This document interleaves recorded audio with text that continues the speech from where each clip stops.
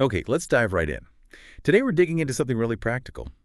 A YouTube transcript called, "If you are in your senior year, stop doing these 7 things right now." Mhm. This source looks at navigating our later years, but um, it's definitely not about just slowing down. It's more about pinpointing certain habits that, well, the source argues might actually be holding us back. That's right. And our mission here isn't just to list these 7 things. We want to really unpack the why. Yeah, get behind the list. Exactly. Pull out the key insights from this source material and see what useful wisdom it offers for you personally. It kind of frames this whole phase of life not as like an ending, but as, well, a time with its own potential Yeah. for freedom, fulfillment. Approaching it intentionally. That's the core idea. Okay, so let's jump into the first habit this source says. Maybe you need to think about stopping. Okay, number 1, stop accepting everything people say without questioning it. Ah, this one. Yeah. It hits home, doesn't it? The source talks about how we can get conditioned, maybe over decades, to just nod along. Yeah, keep the peace. Don't make waves. But the source has this fascinating take. It says this habit actually chips away at your self-worth, little by little. Right. Every time you sort of swallow your disagreement or hold back a valid point, you're giving up a bit of your own voice, the source argues. You think you're keeping peace out there, but the source hits with a bit of a hard truth. Mm-hmm.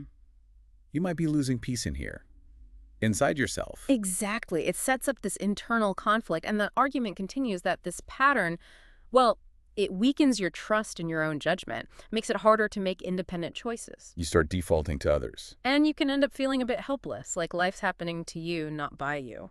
But hang on, isn't there sometimes societal pressure, for older people to be agreeable, Hmm. maybe quieter? How does the source tackle that? That's a great question, and the source implicitly pushes back hard. It really emphasizes the sheer value of your accumulated wisdom and All experience. those years. Exactly. Why would someone with a lifetime of lessons silence themselves? The source suggests reclaiming your voice isn't just about speaking out, it's about honoring your own journey, trusting your perspective. So making decisions based on your values isn't selfish. Not at all. It's leveraging that hard-won wisdom. Your voice matters. Okay, let's shift gears. The second thing the source flags is stop isolating yourself socially. Right. And it's understandable that temptation to pull back as life changes. Maybe energy shifts, circles get smaller. Staying home can just feel, well, easier sometimes. But the source uses strong language here. It calls isolation a thief. Yeah, thief. Robbing you of connection, sure, but also joy, vitality. And this isn't just like an emotional point, is it? No, not at all. The source points directly to research. It highlights that loneliness isn't just sad. It's linked to serious health risks, heart disease, depression, even cognitive decline. Wow. It reminds us, our brains are wired for connection. It's fundamental. But what about that little voice? The one that says, oh, I don't have much to offer, or it's too much effort to reconnect. The source really challenges that thinking head on. It argues your experiences, your stories, your unique view. These are absolute treasures. The things other people actually need. Yes, things others need to hear. Don't underestimate the richness you bring. So what's the good news here? The good news, according to the source, is clear. It is absolutely never too late to reconnect. So be proactive. Yeah, be proactive, even small steps. A quick call, saying yes to an invitation, maybe joining a local group, using tech to reach out. It's not about being a social butterfly 247. Not at all. It's about meaningful interactions.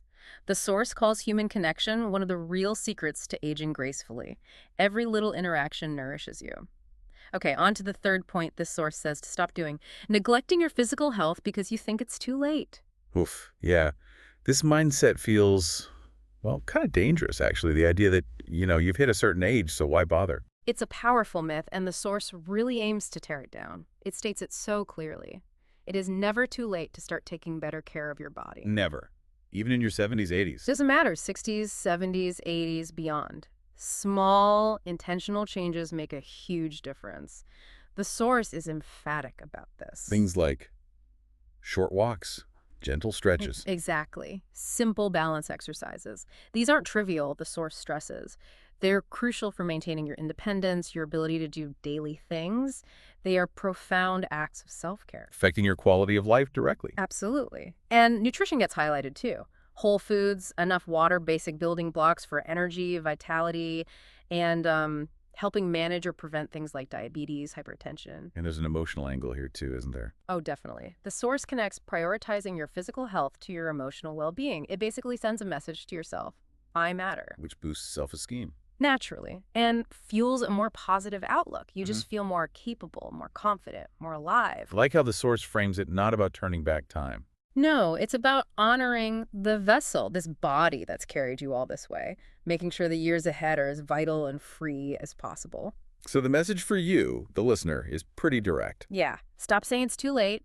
Every little positive action, that walk, that healthy meal choice, that doctor's visit, it's an investment. An investment in a future with more joy, more freedom. More time to really savor life. All right, number 4 on the list. Stop living in the past, letting memories overshadow your present. Ah, reminiscing. So natural, isn't it? Our past shapes us, holds so many important moments. It really does. But the source offers a sharp warning here. It says memories are precious, yes, but they can become like chains if you let them. Chains, how so? If you're living only in the past, it argues, you can become blind to the joys and opportunities that are right here, right now, in the present. And it specifically tackles that common, almost limiting belief. That the best days are behind you. Exactly. The source calls that thinking not just wrong, but something that actively robs you of future happiness. The truth, as the source puts it, is quite simple, really. Which is? The present moment. That's all we ever truly have any control over. You can't change yesterday, but you absolutely can choose how you live today. It poses a really critical question for you, the listener. Are you maybe, without realizing it, saying no to future possibilities because you're stuck looking backward? Because aging is a new chapter. Absolutely. Brimming with potential, the source insists. New hobbies, skills, friendships, but only if you're open to them. So the big takeaway. It really is never too late to start a new story. But the past needs to stay where it belongs as memory, not as the director of your present life. Okay, let's move to number 5. This one might feel a bit prickly for some people. Stop sacrificing your happiness and well-being for others. Yeah, that feels almost wrong to say, doesn't it? Yeah. Especially after maybe years, decades of caregiving, parents, partners, kids. Putting others first feels so ingrained. Noble, even. It does feel noble. But the source drops what it calls a hard truth. Constantly putting everyone else first means you inevitably start to lose yourself. Okay. And here's where it gets really interesting, maybe even a little uncomfortable. The source suggests that sometimes the very people you're sacrificing for, well, they don't always fully get the depth of your sacrifice. Wait, you mean they might start taking it for granted? That's precisely the argument. The source suggests that, in a way, you might have trained them over the years to expect your needs to come second. Ouch, that's a tough thought. It is. But the source presents it as a potential reality, one that can breed resentment if it's not looked at. So this brings up a really important point. You've earned the right, after all that time pouring yourself out. Putting yourself first isn't selfish. No, the source frames it as a necessity, a vital one. It uses that analogy, right, the empty cup. Exactly. You cannot pour from an empty cup. And after years of giving, yours might just be dry. So you have permission to chase your own happiness, set boundaries. Carve out time just for you. And the source touches on that maybe difficult reality that the reciprocity or appreciation you hope for might not always be there. Which makes it even more important to break the cycle. For your own sake. Absolutely. The conclusion is crystal clear. Prioritizing yourself is maybe the most essential act of self-love you can do right now. Who else will take care of you if not you? Give yourself that permission. All right, point number 6. Stop ignoring your own physical and emotional limits, acting like they don't exist because you're afraid of seeming weak. Oh, this taps into a deep fear, I think. The fear that admitting you can't do what you once did means you're somehow failing or showing weakness. And the source offers a really strong correction to that fear. It basically says that mentality isn't just untrue, it's actually dangerous. Dangerous how? Refusing to acknowledge your limits, that's what truly harms you in the long run, your body, your mind. They aren't the same as decades ago. That's okay. That's normal. Exactly. The source implies that's just normal. Trying to power through like nothing's changed is where the mistake lies. It has real consequences. Like pushing too hard, physically, emotionally. Yeah. Ignoring pain, fatigue, it leads to injuries, makes health issues worse. It actually limits you more than acknowledging the limits would have. What's really insightful, I think, is how the source reframes strength here. How so? It suggests the greatest strength isn't just pushing through regardless, it's knowing when to step back. Knowing when to ask for help Right. or delegate. Or just say, you know what, that's enough for today. That's not weakness, the source implies. That's wisdom, earned wisdom. So aging, viewed this way, isn't about giving up. It's about adjusting, evolving. Embracing the changes, honoring your body. Exactly. Real freedom comes from understanding and respecting those boundaries. Recognizing limits isn't limiting. It's self-protection. It allows for a healthier, more balanced life. So let go of that fear of appearing weak. Your worth isn't tied to what you can physically do. Adapting activities, saying no, admitting something isn't for you anymore, those are powerful self-care acts. And that brings us to the final point, number 7. This one tackles another big societal myth. Stop avoiding sexual relationships because you think you've passed the age for it. Oh, yes. This definitely needs talking about. There's such a persistent, frankly outdated idea that sexuality just evaporates after a certain age. The source confronts this head-on. It declares pretty emphatically, sexuality has no expiration date. Huh, I like that. Right.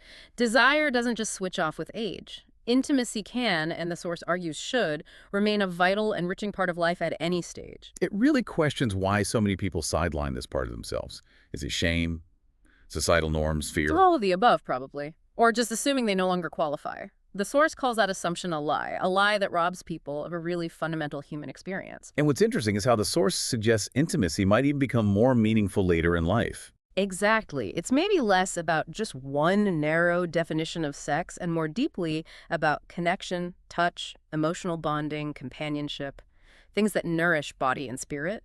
Of course, people worry. Mm-hmm. Physical changes, performance concerns. Sure. But the source offers reassurance. Those changes don't mean the end of pleasure or intimacy. Often, the wisdom of age brings a deeper understanding of what feels good. Maybe unrealistic expectations fall away? The focus shifts to connection. Perhaps. And this leads to the question, how do you adapt? The source encourages exploring, open communication with a partner, trying different ways to express affection and closeness. Shifting focus, maybe. Could be. Focusing more on emotional and physical comfort.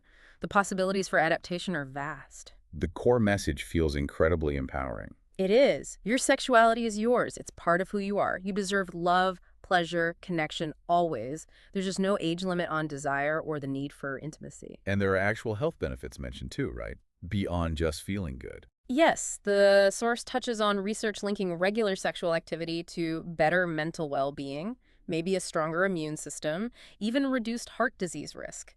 Those feel-good hormones, endorphins, oxytocin, they boost mood, relieve stress, deepen bonds. That's personal. Absolutely. No one size fits all. Your journey is unique. The goal is feeling comfortable and satisfied with your choices. And if you have concerns. Seek info, talk to partners, talk to doctors. Resources are out there. So, there we have it. 7 really powerful habits this source argues are worth taking a look at as you navigate your later years. Yeah, and the thread running through all of them seems to be that these patterns, maybe seemingly small or just ingrained over time, can become real obstacles. Obstacles to living fully. Happily. Yeah. Exactly. So stopping them isn't really about giving up something. It's more like actively taking back control. Reclaiming parts of yourself. Living with more intention, maybe more authenticity. It echoes that theme we started with. Aging isn't just about winding down. It's a new chapter. Potentially incredibly rich. A time to embrace freedom, use that wisdom you've earned, prioritize your own care, seek connection. And yes, embrace pleasure too. All kinds.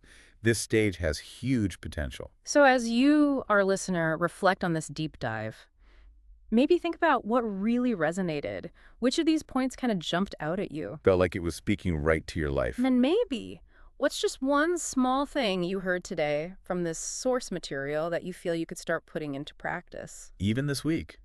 Doesn't have to be huge. Could be challenging yourself to speak up once when you normally wouldn't. Sending that text to reconnect, adding that 5-minute walk, letting go of one old regret, setting one small boundary. Say no to one thing that stretches you too thin. Or just allowing yourself to think, yeah, intimacy could still be part of my life. Even one tiny step matters. So here's the final thought we want to leave you with. Which of these 7 habits feels the most deeply rooted in your own life right now? And what might be the very first, maybe tiny step you could take, perhaps even today, to gently challenge that habit, to reclaim just a little bit more of your own fulfillment, your own joy. Your best years really could be happening right now.